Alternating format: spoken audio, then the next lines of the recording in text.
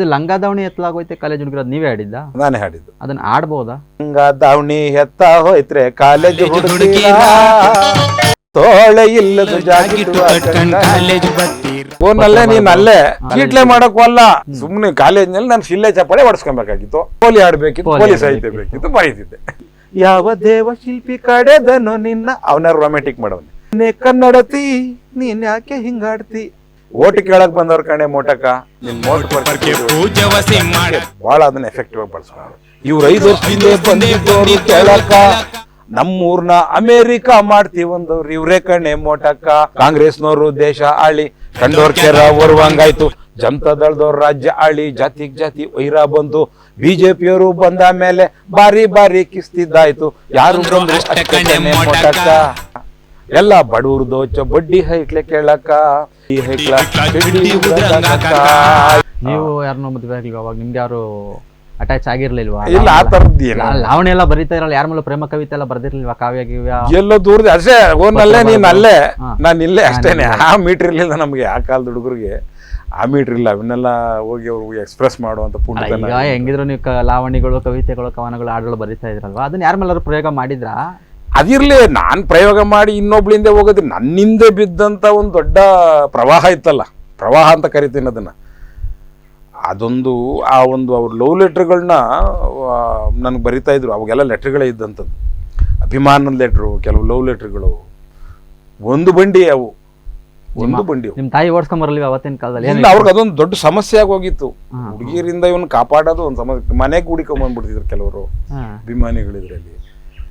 ತುಂಬಾನೇ ಟಾರ್ಚರ್ ಆಯಿತು ಹೆಣ್ಮಕ್ಳು. ನಾನು ಇನ್ನೊಬ್ಳು ಹಿಂದೆ ಬೀಳೋದು ಅದು ಕನಸಲ್ಲೂ ಬರಲೇ ಬಿಡಿ, ನನ್ನಿಂದೆ ಬೀಳೋರ್ನ ಅದನ್ನ ಅವಾಯ್ಡ್ ಮಾಡ್ಕೊಂಡು ಬದುಕೋದು ಹೆಂಗೆ, ಬೆಳೆಯೋದು ಹೆಂಗೆ ಅನ್ನುವಂಥ ಪರಿಸ್ಥಿತಿ ನಾನು ಅನುಭವಿಸಿದ್ದೀನಿ. ಇದನ್ನು ಹೆಚ್ಚುಗಾರಿಕೆಗೆ ಹೇಳ್ತಿಲ್ಲ, ಇವನು ಯಾವ ಸುಂದರ ಅಂತೇಳಿ ಈಗಿನ ನನ್ನ ಮಖಮೂತಿ ನೋಡ್ಬಿಟ್ಟು ನೀವು ಅದನ್ನ ಜಡ್ಜ್ ಮಾಡಂಗಿಲ್ಲ. ಆವತ್ತಿನ ಕಾಲಮಾನಕ್ಕೆ ಆ ವಯಸ್ಸಿಗೆ ನಿಮ್ಗೆ ಮುಖಮೂತಿಗಿಂತ ನಿಮ್ ಸಾಹಿತ್ಯಕ್ಕೆ ಬೆಲೆ ಕೊಟ್ಟಿರೋರು ಜಾಸ್ತಿ. ಹೌದು, ನೀವು ಹೆಂಗಿದ್ರು ನನಗೆ ಗೊತ್ತಿಲ್ಲ, ಗೊತ್ತಿಲ್ಲ. ಒಂದಿತ್ತು, ಒಂದು ಆವತ್ತಿನ ಏನು ಗ್ಲಾಮರ್ ಅಂತ ನೀವು ಕರಿತೀರಿ, ಯಾಕಂದ್ರೆ ಫೋಟೋಗಳು ನೋಡಿದಾಗ ಹಂಗಂತಾರೆ ಎಲ್ರು, ಆವತ್ತಿನ ಗ್ಲಾಮರು ಹಂಗೆ ಇತ್ತು ನಿಂದು ಅಂತ ಹೇಳಂತಾರೆ. ಆ ಒಂದು ವಯಸ್ಸು ಬಂದಾಗ ಕತ್ತೆನೂ ಸುಂದರವಾಗಿ ಕಾಣ್ತದೆ ಅಂತಾರಲ್ಲ, ಆ ರೀತಿ ಏನೋ ಒಂದು ಇರ್ತದೆ. ತುಂಬಾ ಇತ್ತು. ನಾನು ಹಿಂಗೆ ಕೀಟ್ಲೆ ಮಾಡ್ಲಿಕ್ಕೆ ಹೋಗಿ ನೀವು ಲಂಗ ದಾವಣಿ ಅಂದ್ರೆ ಅವತ್ತಿನ ಕಾಲಕ್ಕೆ ಲಂಗ ದಾವಣಿ ಬಿಟ್ಬಿಟ್ಟಿದ್ರ? ಕೀಟ್ಲೆ ಮಾಡಕ್ವಲ್ಲ, ಸುಮ್ನೆ ಕಾಲೇಜ್ನಲ್ಲಿ ನಾನು ಶಿಲ್ಲೆ ಚಪ್ಪಾಳೆ ಹೊಡ್ಸ್ಕೊಬೇಕಾಗಿತ್ತು, ಶಿಲ್ಲೆ ಚಪ್ಪಾಳೆ ಹೊಡೆಯಲ್ಲ ಪೋಲಿ ಹುಡುಗರು, ಅವ್ರಿಗೆ ಯಾವ ಆಡ್ಬೇಕಿತ್ತು, ಪೋಲಿ ಆಡ್ಬೇಕಿತ್ತು, ಪೋಲಿ ಸಾಹಿತ್ಯ ಬೇಕಿತ್ತು, ಬರೀತಿದ್ದೆ. ಆ ಪೋಲಿ ಸಾಹಿತ್ಯ ನಿಮ್ಮ ಜೀವನದಲ್ಲಿ ಯಶಸ್ಸು. ಹೌದು, ನಮ್ಮ ಮಾಸ್ಟರ್ಗಳು ನೀನ್ ಬರ್ದಿದ್ದಲ್ಲ ಸರಿ, ನಾವು ಏಜ್ಗೇನೋ ಬರದ್ ಬಿಡಿ ಅಂತಾರೆ. ಸರಿ, ಆ ವಯಸ್ಸಲ್ಲಿ PUC ಓದ್ಬೇಕಾದ್ರೆ ಹಂಸಲೇಖನ್ಗಿನ್ನ ಕಡೆ ಏನಿಲ್ಲ ಬಿಡ ಅಂತ ಹೇಳೋರು ನಮ್ಮ ಮಾಸ್ಟರ್ಗಳು. ಬಿಡ ಏನಂತ ತಪ್ಪೇನಿಲ್ಲ, ಏನೋ ಬರ್ದಿದ್ದೆ, ನಮ್ಮ ಸಂಸ್ಕೃತಿ ಉಳಿಸುವಂತ ಹಾಡು ಬರ್ದಿದ್ದೆ. ಅದಾದ್ಮೇಲೆ ಓಟು ಕೇಳಕ್ ಬಂದವ್ರ ಕಡೆ ಮೋಟಕ್ಕ ಈ ನನ್ಗೆಲ್ಲಿ ಇವರು ABP ಅವರು ಮೂಡಿಸಿದಂತ ಒಂದ್ ಸೆಕೆಂಡ್, ಇದು ಲಂಗ ದಾವಣಿ ಎತ್ತಲಾಗೋಯ್ತೆ ಕಾಲೇಜ್ ಹುಡುಗರು ನೀವೇ ಹಾಡಿದ್ದ? ನಾನೇ ಹಾಡಿದ್ದು. ಅದನ್ನ ಆಡ್ಬೋದಾ? ಒಂದು ಸಾಲು ಪಲ್ಲವಿ ಚರಣ. ಲಂಗ ದಾವಣಿ ಎತ್ತ ಹೋಯ್ತ್ರೆ ಕಾಲೇಜ್ ಹುಡುಗಿರ ತೋಳೆ ಇಲ್ಲದ ಜಾಗಿಟ್ಟು ಹಾಕಂಗ್ ಕಾಲೇಜ್ಗೆ ಬತ್ತೀರಾ, ಚೀಚಿ ತೊಡೆಗಳು ಕಾಣಿಸೋ ಮಿಡಿಗಳು ತೊಟ್ಕೊಂಡ್ ಬೀದಿಗೆ ಬತ್ತೀರಾ, ಹಣೆಗೆ ಕುಂಕುಮ ಕೈಗೆ ಬಳೆಯ ತೊಡದಂಗಿರ್ತೀರಾ, ಗಂಡ ಸತ್ತೋರಂಗೆ ಯಾಕ್ರೆ ಸ್ಟೈಲು ಮಾಡ್ತೀರಾ, ಲಂಗ ದಾವಣಿ ಎತ್ತ ಹೋಯ್ತ್ರೆ ಕಾಲೇಜ್ ಹುಡುಗಿರ. ಸಿಂಪಲ್, ಏನಿಲ್ಲ, ಏನ್ ಕಣ್ಣಲ್ಲಿ ಕಾಣಿಸು ಕ್ಲಾಸಲ್ಲಿ ಬರೀತಾ ಹೋಗಿದ್ದು. ಪಾಠ ಮಾಡಕ್ ಮೇಡಮ್ ಬಂದ್ರೆ ಮಂಕಾಗೋಯ್ತೀರಾ, ಇನ್ಸಲ್ಟ್ ಮಾಡಿರೋ ಮೇಷ್ಟ್ರು ಬಂದ್ರೆ ಮ್ಯಾಲೆ ಬೀಳ್ತೀರಾ, ಬೆಳಗಿರೋ ಹುಡುಗರಿಗೆಲ್ಲ ಗ್ರೀಟಿಂಗ್ ಕೊಡ್ತೀರಾ, ಕರ್ಗೀರೋ ಹೈಕ್ಳುಗೆ ಯಾಕ್ರೆ ರಾಖಿ ಕಟ್ತೀರಾ, ಹಳ್ಳಿ ಹೈದ ನೋಟ್ಸು ಕೇಳಿದ್ರೆ ಕೊಡಲ್ಲ ಅಂತೀರಾ, ಜೀನ್ಸು ಪ್ಯಾಂಟು ಕಂಡ್ರೆ ಲವ್ ಲೆಟ್ರೆ ಕೊಡ್ತೀರಾ, ಲಂಗ ದಾವಣಿ ಎತ್ತಾ ಹೋಯ್ತ್ರೆ ಕಾಲೇಜ್ ಹುಡುಗಿರಾ. ಇಷ್ಟೇ. ಅಂದ್ರೆ ನಿಮ್ಮ ಅನುಭವಕ್ಕೆ ನಿಮ್ ಸುತ್ತಮುತ್ತ ನಡೀತಿರ ಆ ವಯಸ್ಸಿನ ಪ್ರಕಾಂಡ ಪಾಂಡಿತ್ಯ ಅಷ್ಟೇ ಇದ್ದಿದ್ದು.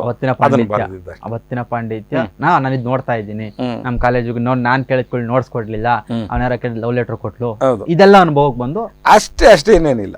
ಇನ್ನೇನು ಆಕಾಶದಿಂದ ಇಳಿದು ಬಂದಂತದ್ದೇನು ಸಾಹಿತ್ಯ ಬರಲಿಲ್ಲ. ಅವತ್ತು ಚಪ್ಪಾಳೆ ಹೊಡ್ಸ್ಕೊಬೇಕಿತ್ತು, ಶಿಲ್ಲೆ ಹೊಡಿಬೇಕಾಯ್ತು, ಅಷ್ಟೇ ನನಗೆ ದೊಡ್ಡ ಆಲ್ಬಮ್ ಮಾಡ್ಬೇಕು ಅಷ್ಟೇ. ಆಮೇಲೆ ಎಷ್ಟೋ ವರ್ಷಕ್ಕೆ ಆಲ್ಬಮ್ ಮಾಡಿ. ಯಾವ ಕಾಲಘಟ್ಟ ಇದು? ನಾನು ಕಾಲೇಜ್ನಲ್ಲಿ ಹಾಡು ಹೇಳ್ತಾ ಇದ್ದಿದ್ದು 89-90 ಆಜುಬಾಜು. ಅಂದ್ರೆ ಅಲ್ಲಿ 8 ರಿಂದ 9 ವರ್ಷಗಳ ನಂತರ 9 ವರ್ಷದ ನಂತರ ಇದು ಕ್ಯಾಸೆಟ್ ಆದಂತದ್ದು ಆಲ್ಬಮ್ ಮಾಡಿ. ಆಲ್ಬಮ್ ಯಾವ್ದಿಲ್ಲ, ಲಂಗಾದಾವಣಿ ಮಾತ್ರ. ನೀವು ಬರೀಬೇಕಾದ್ರೆ ನಾನು ಇದು ಆಲ್ಬಮ್ ಆಗುತ್ತೆ ಅಂತ ಏನು ಎಕ್ಸ್ಪೆಕ್ಟೇಷನ್ ಯಾವ್ದು ಅದನ್ನ ನಾನು ಸಾಯೋ ತನಕ ಅದ್ರಲ್ಲಿ ಗುರುತಿಸ್ತಾರೆ.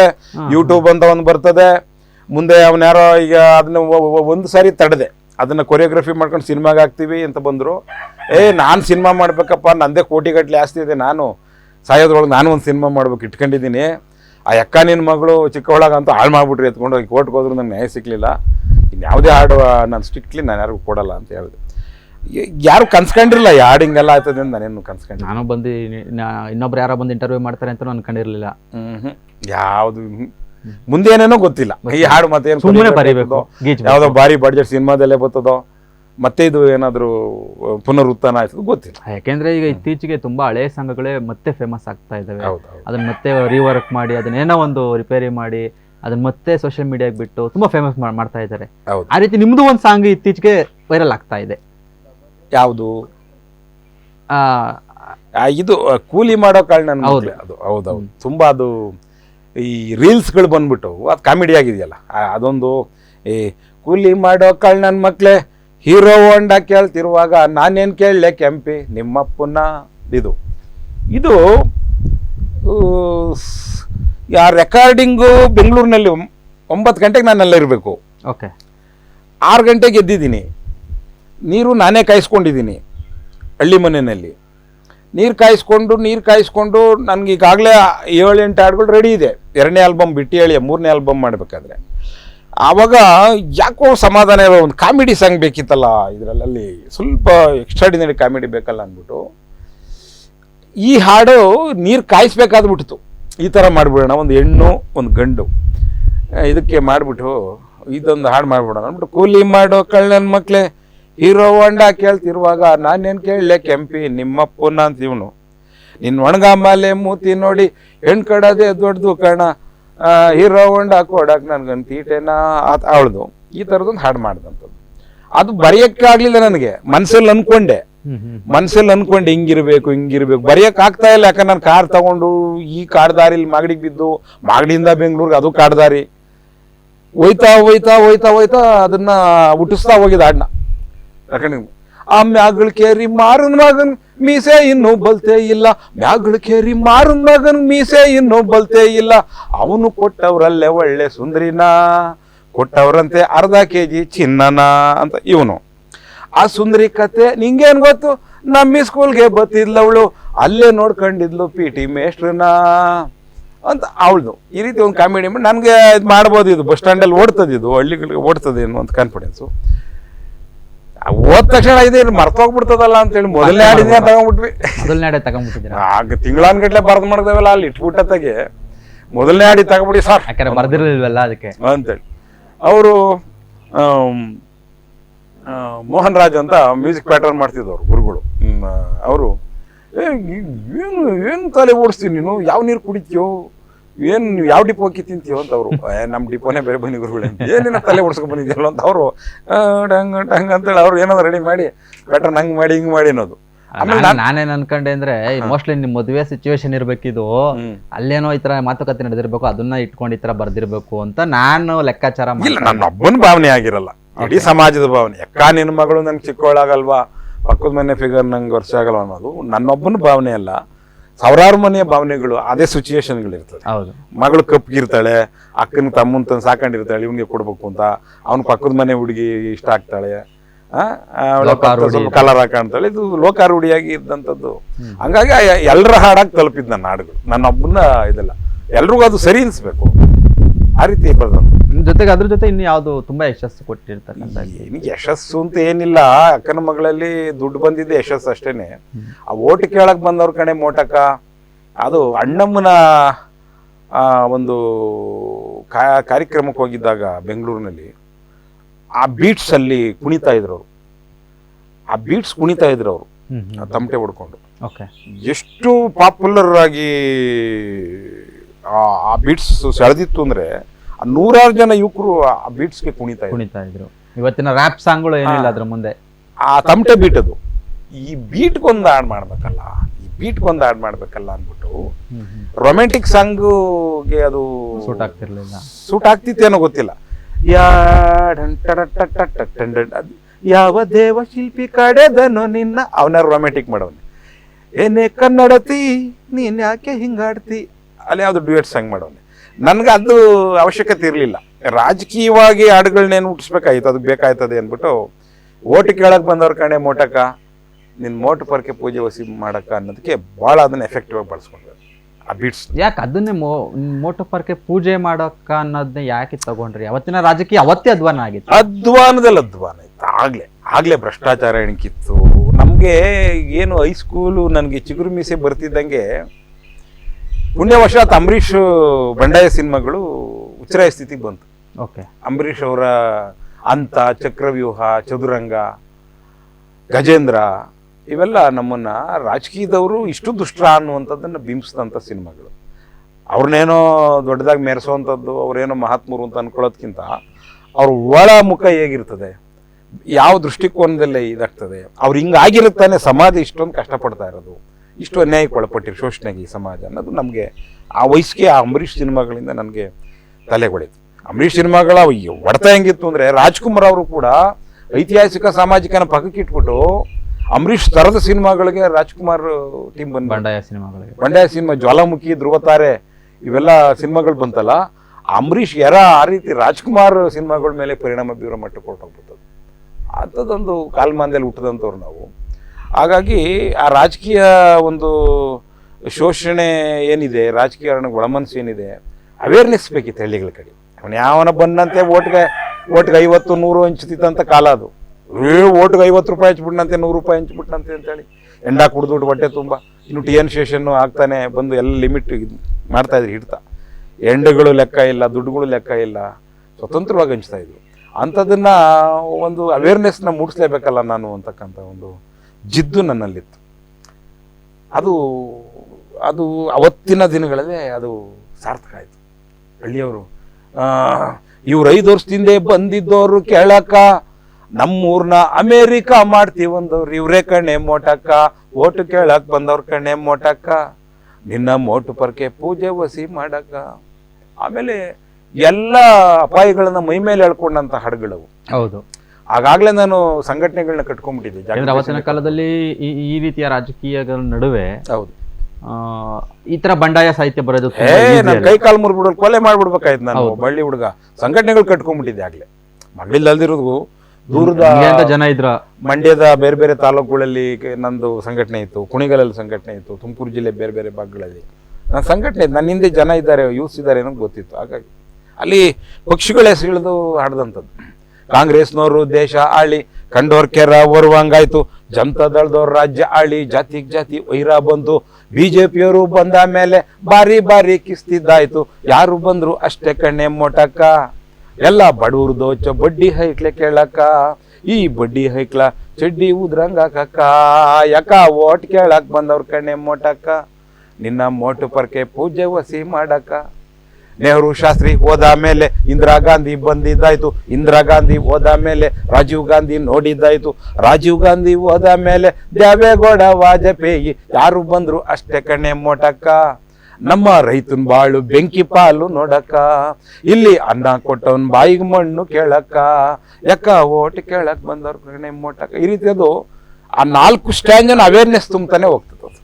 ಎಲ್ಲವೂ ಕೂಡ ಅವೇರ್ನೆಸ್, ಒಂದ್ ಕಡೆ ಬಂಡಾಯ, ಸಾಮಾಜಿಕ ನ್ಯಾಯ. ನಾನೇನೋ ಬರೆದು ಬಿಡೋದಲ್ಲ, ಜನಗಳ ಮನಸ್ಸು ಪರಿಣಾಮ ಆಗ್ಬೇಕು, ಅವ್ರ ಧೈರ್ಯ ಬರಬೇಕು, ಅವ್ರಿಗೆ ವಿವೇಚನೆ ಬರಬೇಕು, ವಿಚಾರಗಳು ಬೆಳಿಬೇಕು. ಮೋಟಮ್ನವ್ರೇನೋ ಕಾಲ್ ಮಾಡಿದ್ರಂತೆ ಈ ಸಾಂಗ್ ಬಂದ್ಮೇಲೆ, ನಿಜಾನ?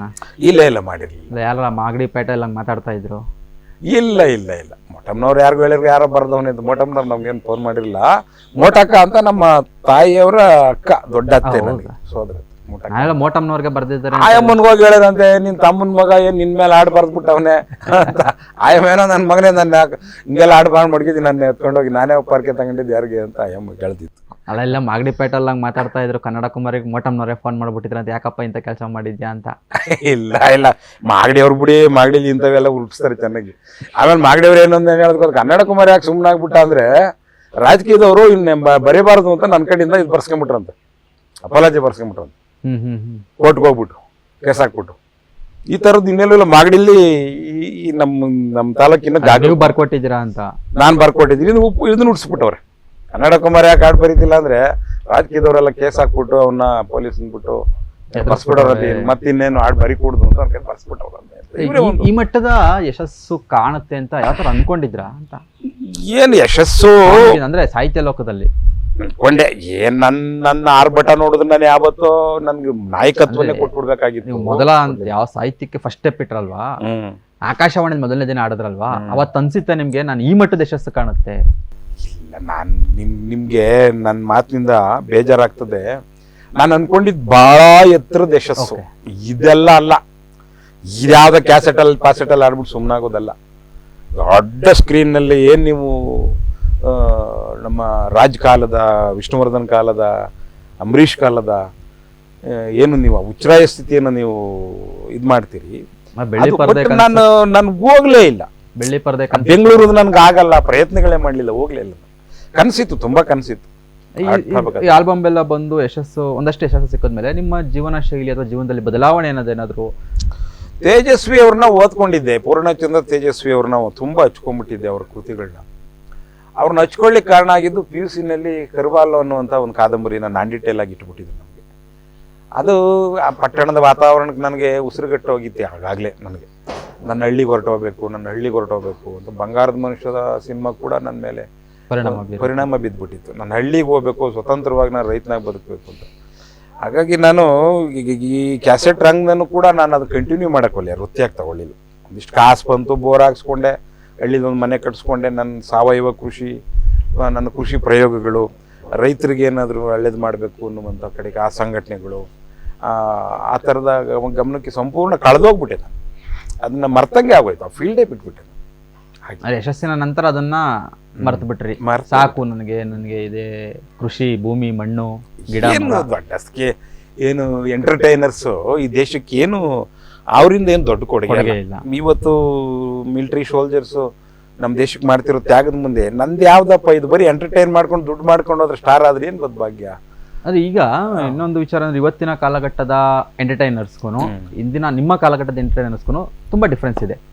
ಅದರಲ್ಲೇ ಅವತ್ತಿನ ಪ್ರೀತಿ, ಅವತ್ತಿನ ಅಭಿಮಾನಕ್ಕೂ ಇವತ್ತಿನ ಸೋಷಿಯಲ್ ಮೀಡಿಯಾ ಅಭಿಮಾನಕ್ಕೂ ವ್ಯತ್ಯಾಸ ಅನ್ನೋದಾದ್ರೆ, ಮೌಲ್ಯಗಳು ಇದ್ದಂಥ ಸಮಾಜದಲ್ಲಿ ಹುಟ್ಟಿದಂಥವ್ರು ಆಗ್ನವರೆಲ್ಲ. ನೀವು ರಾಜ್ಕುಮಾರ್ 3ನೇ ಕ್ಲಾಸ್ ಓದಂಥ ರಾಜ್ಕುಮಾರ್ ಅವರ ಅವ್ರ 200 ಸಿನಿಮಾಗಳನ್ನ ನೀವು ತೂಕಕ್ಕೆ ಹಾಕಿ ನೋಡಿದ್ರೆ, 200 ಸಿನಿಮಾದಲ್ಲೂ ಕೂಡ ಇಡೀ ಕುಟುಂಬ ಸಮೇತರಾಗಿ ನೀವು ಏನಾದರೂ ಒಂದು ಮೆಸೇಜ್ ತಗೊಂಡತಕ್ಕಂಥ ಸಾಹಿತ್ಯ ಮತ್ತು ಕಥಾ ಹಂದರ ಆ ಪ್ರಭಾವ ನೀವು ಒಳಪಡ್ತೀರಿ. ನೀವು ಮೌಲ್ಯಗಳಿಗೆ, ಜೀವನ ಮೌಲ್ಯಗಳಿಗೆ, ನೈತಿಕತೆಗೆ ಬಹಳ ಒತ್ತು ಕೊಟ್ಟಿದ್ದಂಥದ್ದು ಅವ್ರ ಸಿನಿಮಾಗಳಲ್ಲಿ ನಾವು ಕಾಣಬಹುದು. ಆರಂಭದ ಕಾಲದ ವಿಷ್ಣುವರ್ಧನ್, ರಾಜ್ಕುಮಾರ್ ಅವರ ಸಿನಿಮಾಗಳಲ್ಲೂ ಕೂಡ ತನ್ನದೇ ಆದಂಥ ಮೌಲ್ಯಗಳನ್ನು ಅದು ಬಿಟ್ಟುಕೊಟ್ಟಿಲ್ಲ ಆ ಸಿನಿಮಾಗಳು. ಅದೊಂದು ಕಾಲಘಟ್ಟ. ಯಾರೋ ಅಡ್ಕಸಿ ಹೋಗ್ಬಿಟ್ಟು ಅಲ್ಲಿ ನಿರ್ದೇಶಕ ಆಗಕ್ಕೆ ಆಗ್ತಿರ್ಲಿಲ್ಲ. ಯಾರೋ ಒಬ್ಬ ಅರ್ಧಂಬರ್ಧ ಕಲ್ತಂಥವನು ಅರ್ವಿದ್ಯವನು ಹೋಗ್ಬಿಟ್ಟು ಅಲ್ಲಿ ಸಾಹಿತ್ಯಕಾರ ಆಗಲಿಕ್ಕೆ ಆಗ್ತಿರ್ಲಿಲ್ಲ, ಡೈರೆಕ್ಟರ್ ಆಗಕ್ಕೆ ಆಗ್ತಿರ್ಲಿಲ್ಲ. ಅವನು ಪರಿಪೂರ್ಣತೆ, ಅವನ ಅರ್ಹತೆ, ಅವನ ಸಾಮರ್ಥ್ಯದ ಮೇಲೆ ಅಲ್ಲಿ ಸಿಗ್ತಾ ಇದ್ದಂಥದ್ದು, ಮಾನಮರ್ಯಾದೆ ಇದ್ದಂಥ ಕಾಲ ಅಲ್ಲಿ. ಯಾವಾಗ ಅದಕ್ಕೆ ಸಿಕ್ತವರೆಲ್ಲ ಕೈ ಸಿಗ್ತದೋ ಇಂಡಸ್ಟ್ರಿಯಾಗಿ, ಕ್ಯಾಮ್ರಾ ಯಾವನಿಗೆ ಬೇಕಾದ್ರೆ ಸಿಗ್ತದೆ, ಎಡಿಟಿಂಗ್ ಯಾವನಿಗೆ ಬೇಕಾದ್ರೆ ಸಿಗ್ತದೆ, ಯಾವನಿಗೆ ಬೇಕಾದ್ರೆ ಅಲ್ಲಿ ಚಲನಚಿತ್ರ ವಾಣಿಜ್ಯ ಮಾಡಲಿ, ಯಾವುದಕ್ಕೆ ಬೇಕಾದ್ರೂ ಅವರು ಟೈಟ್ಲಿಗೆ, ಕಥಾ ಅಂದ್ರಕ್ಕೆ ಅವರು ಇದು ಕೊಡ್ತಾರೆ ಅಂದಾಗ ಏನು ಸಾಧ್ಯ ಆಗ್ತದೆ. ಮತ್ತು ಅವರು ಹುಟ್ಟಿ ಬೆಳೆದಂಥದ್ದು ಆ ನಿರ್ದೇಶಕರುಗಳು, ಆ ನಟರುಗಳು ಅವ್ರ ವೈಯಕ್ತಿಕ ಚರಿತ್ರೆ ತಗೊಂಡ್ರೆ ಅಸಹ್ಯ ಆಗ್ತದೆ ಕೆಲವ್ರದ್ದೆಲ್ಲ. ದೊಡ್ಡ ದೊಡ್ಡ ಸ್ಟಾರ್ ಆಗಿರ್ತಾರೆ, ಅವ್ರ ವೈಯಕ್ತಿಕ ಚರಿತ್ರೆ ಎಷ್ಟು ಕೆಟ್ಟದಾಗಿತ್ತು. ಹೌದು, ರಾಜ್ಕುಮಾರ್ ಎಷ್ಟು ಭಯವಾಗಿದ್ರು. ಕಾಂಗ್ರೆಸ್ನವರು ದೇಶ ಹಾಳಿ ಕಂಡೋರ್ ಕೆರ ವರ್ವಂಗಾಯ್ತು, ಯಾರು ಬಂದ್ರು ಅಷ್ಟೇ ಕಣೆ ಮೊಟಕ ಅಂತ ದೊಡ್ಡದವ್ರು ರಾಜ್ಯ ಹಾಳಿ ಜಾತಿ ವೈರ ಬಂತು, ಎಲ್ಲ ಬಡವ್ರು ದೋಚ ಬಡ್ಡಿ ಹೈಕ್ಲೆ ಕೇಳಕ ಗುಳಕು ಬಿಜೆಪಿಯವರು ಬಾರಿ ಕಿಸ್ತಿದ್ದಾಯ್ತು, ಈ ಬಡ್ಡಿ ಐಕ್ಲ ಚಡ್ಡಿ ಉದ್ರಂಗಾಕ.